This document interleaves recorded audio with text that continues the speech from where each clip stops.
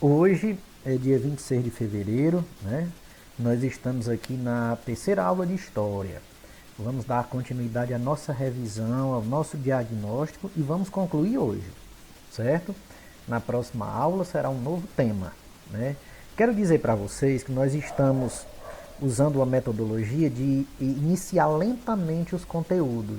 Eu não quero aqui pressionar demais, colocar muito conteúdo para vocês, por causa dessa modalidade remota, né? Eu sei que nós todos temos dificuldades, então a gente vai começar lentamente os conteúdos.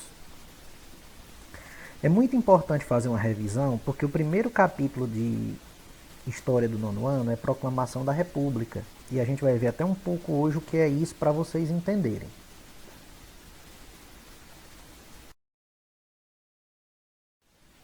O que é que nós estudamos até agora? Na semana passada, a gente fez uma pequena revisão do que nós vimos no oitavo ano.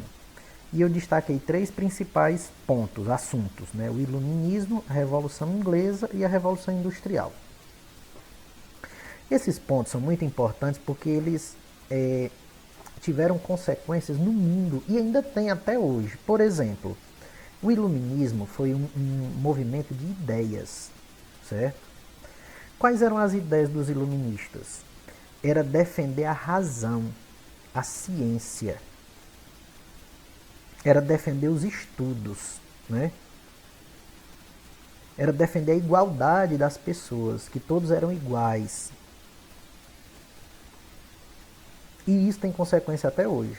E eles lutavam contra as trevas, o que eles chamaram de trevas. O que eram as trevas? Era o autoritarismo. Eram aqueles reis autoritários demais, que se achavam mais do que todo mundo, né? Eles lutavam contra instituições poderosas, que queriam ser mais do que os outros, certo? Então, o iluminismo é um movimento de ideias que usava a razão para combater a ignorância, né? Era a luz contra as trevas. As revoluções inglesas, aqui está no singular, Revolução Inglesa, porque o livro ele coloca a Revolução Inglesa, mas na verdade teve mais de um movimento. Teve a Revolução Puritana, a Revolução Gloriosa, certo? Foi um movimento na Inglaterra que proclamaram a República. O que é a República?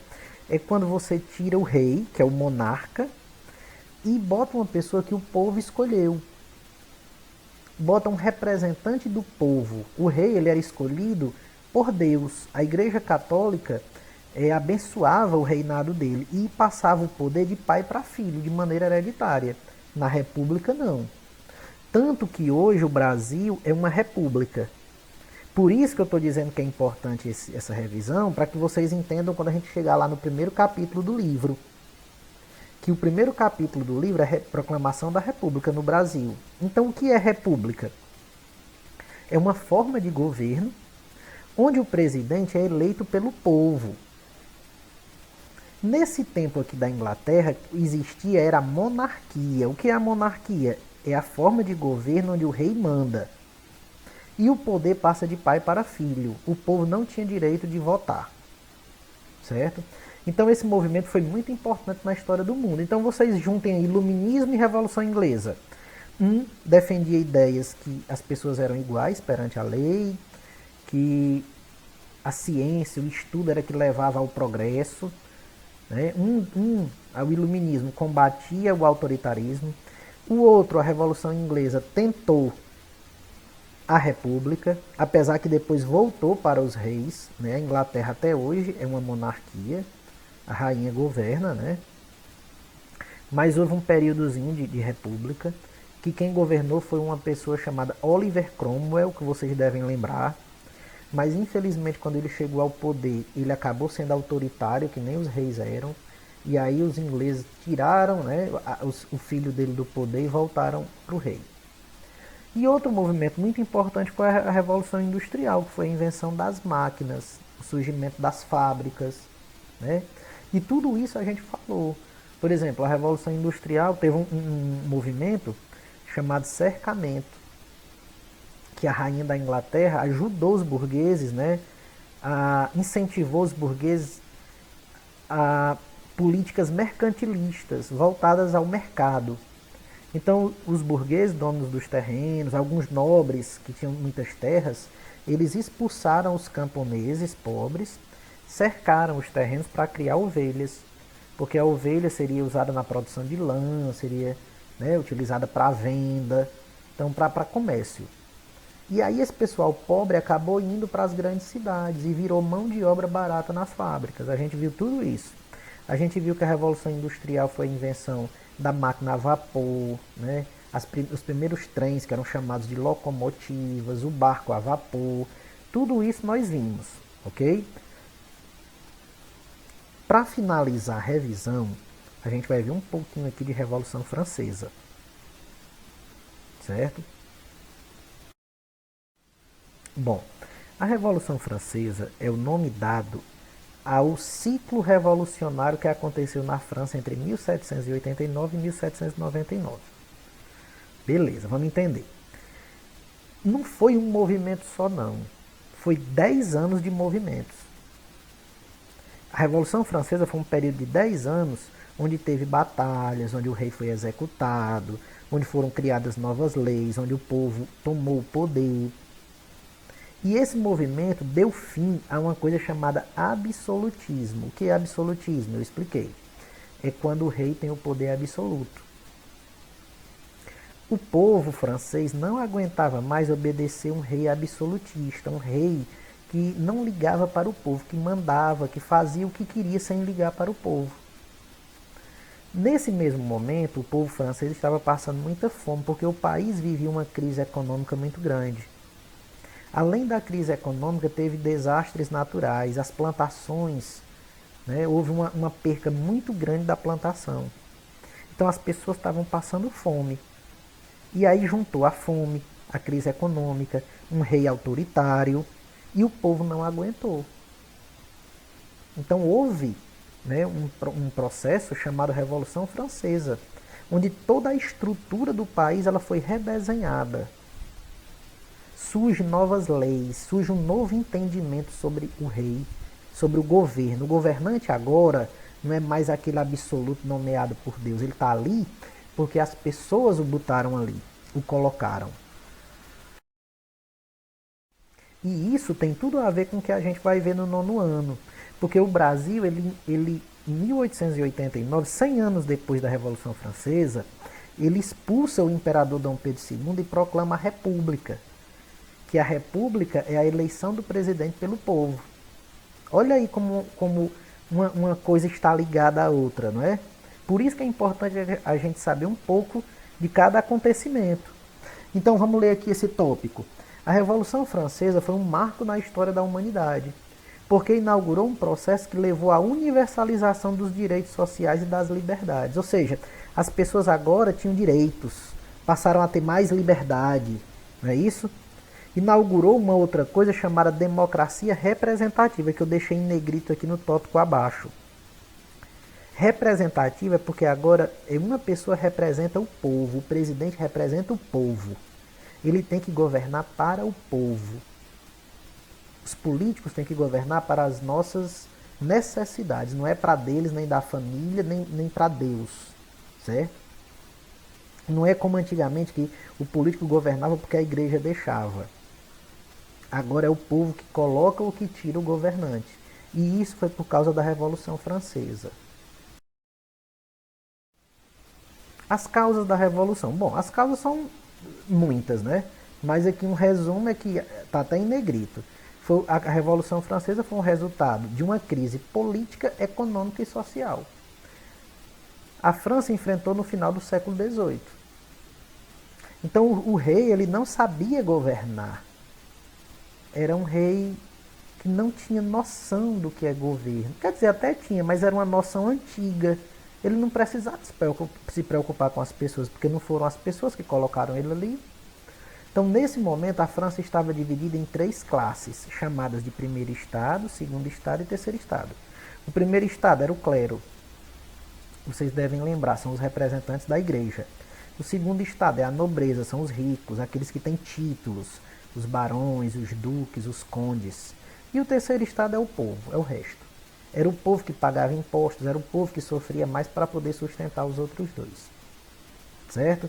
Eu vou passar um vídeo que vai falar sobre os partidos políticos desse período, que vai falar as principais causas. É muito importante que vocês vejam esse vídeo prestando atenção, porque a atividade no final será pelo que eu falei e pelo vídeo, ok?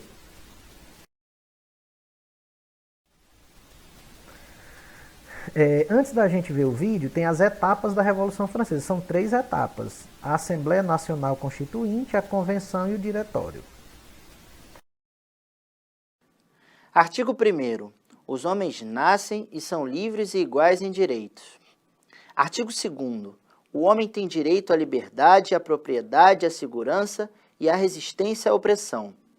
Artigo 11º. A livre comunicação das ideias e das opiniões é um dos mais preciosos direitos do homem. Uau! Todas essas ideias são muito comuns hoje em dia, mas foi preciso uma revolução para que elas fossem aceitas. De repente você está em dúvida sobre o que é uma revolução. Sim. Revolução é, como os historiadores chamam, um grande processo de transformação social, que resulta normalmente na mudança do grupo social no poder. Então, por exemplo, no caso da Revolução Francesa, é chamada de revolução porque depois dela, o rei não era mais absolutista e quem assumiu o poder na França foi especialmente a burguesia. Revolução Francesa. Esse é o tema do Tempo de Estudar de hoje.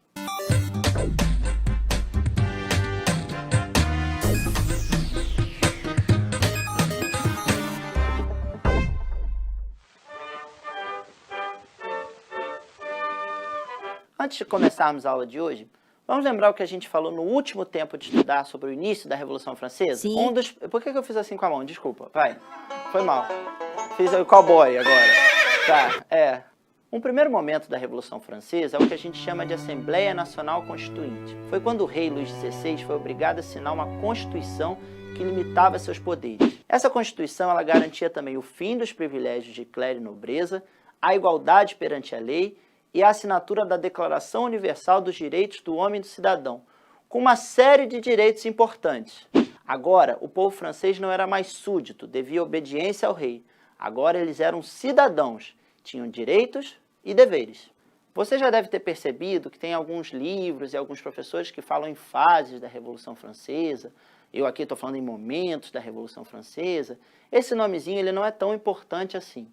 Vale você prestar atenção nas medidas que estavam sendo tomadas e perceber que isso era um processo que ainda não estava resolvido, estava em disputa, tinha muitas idas e vindas. Imagina só essa situação. Do dia para a noite o rei resolve fugir do país. Ele foi preso na fronteira. Estava na cara que existia muito medo dos monarcas sobre o avanço da Revolução Francesa. Nesse cenário de transformações, de revolução, surgiram alguns grupos políticos importantes da gente entender aqui. Um deles era os girondinos. Os girondinos era a alta burguesia, grandes comerciantes que defendiam, sobretudo, a liberdade nesse cenário da Revolução Francesa. Havia também os jacobinos. Os jacobinos eram mais radicais. Eles achavam que, além do povo ter liberdade, era necessária também maior igualdade social. E havia a montanha, que fechava, ora com os girondinos, ora com os jacobinos na política daquele tempo. Só para você ter uma ideia de como essa divisão de grupos políticos é importante, ela influencia a política até hoje. Uau. Por exemplo, esses grupos que lá chamavam de girondinos, que queriam mais a liberdade até do que a igualdade, hoje a gente chama de direita. E os grupos mais radicais, que queriam também a igualdade social, a gente chama de esquerda.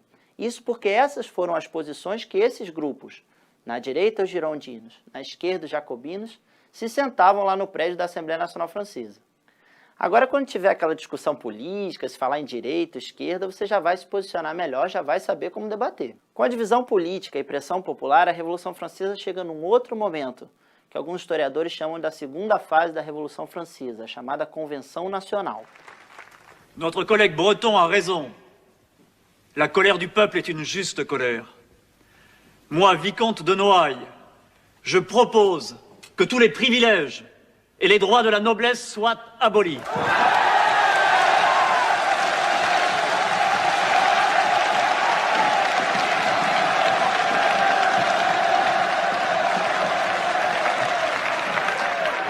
Moi, comte de Beauharnais, je propose que désormais les emplois soient ouverts à tous, nobles et roturiers.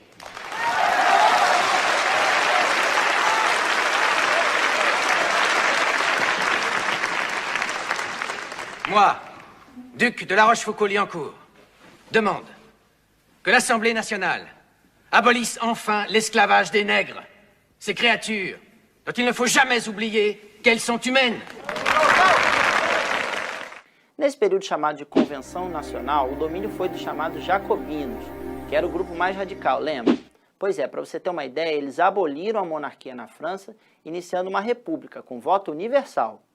Além disso, os jacobinos tabelaram os preços, impedindo abuso dos comerciantes, aboliram a escravidão nas colônias e confiscaram as terras de alguns nobres. Foi nesse momento que aconteceu o chamado Período do Terror. Os jacobinos no poder começaram a perseguir os seus inimigos, alegando que eles eram inimigos da Revolução Francesa. Prendiam e até matavam. E atenção, atenção! É verdade, senhoras e senhores, os franceses vão executar toda a família real numa praça pública em Paris, com a guilhotina. Eles terão seus pescoços cortados. É um espetáculo de horrores, senhoras e senhores.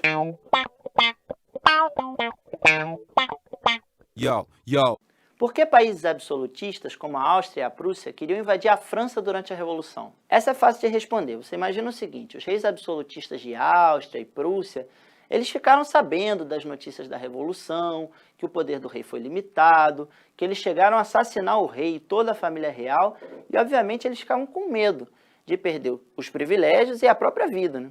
Hoje nós falamos sobre os dois primeiros momentos da Revolução Francesa. Um primeiro chamado Assembleia Nacional Constituinte, onde o rei Luís XVI começou a ter seus poderes limitados e foi assinada a Declaração Universal dos Direitos do Homem e Cidadão. E um segundo, chamado Convenção Nacional, de domínio dos jacobinos, mais radicais, onde acabou a monarquia e iniciou uma república com voto universal, onde também se limitou os preços para procurar não explorar as classes mais populares na França. Vimos que dentro da França houve uma divisão política importante entre jacobinos, girondinos e montanha, e que havia também a ameaça de guerra, já que as potências absolutistas, como a Áustria e a Prússia, estavam ameaçando invadir a França e iniciaram uma guerra. Agora, você quer saber como terminou esse complexo processo histórico da Revolução Francesa? Aguarde cenas do próximo Tempo de Estudar. Até lá. Eu acho que eu errei aí. Acendeu minha luz amarela aqui. Faz viradinha. Vimos também que pena por vocês.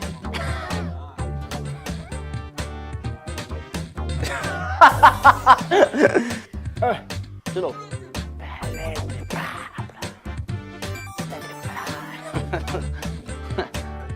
Desculpa. Foi mal, de novo. O patrão ficou maluco. A tela acabou! É tetra! Simples 6 questões. Tudo que está perguntando aqui na atividade vocês podem encontrar tanto na minha explicação como no videozinho que eu passei, né, para ajudá-los. Ok? Então, uma boa semana e até a próxima.